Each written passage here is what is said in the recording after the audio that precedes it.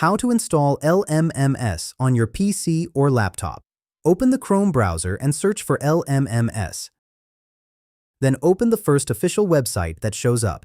As soon as the site loads, you'll see a Download Now button right on the screen. Click on it.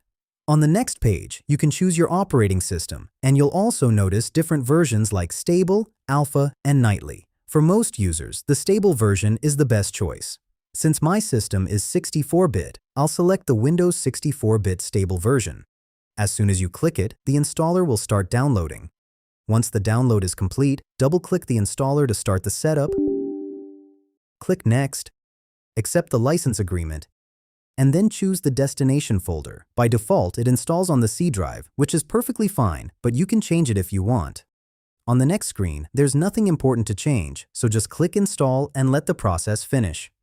After installation, open the Windows search box, type LMMS, and open it. The first time LMMS starts, you may see a setup screen with a few basic options like language selection.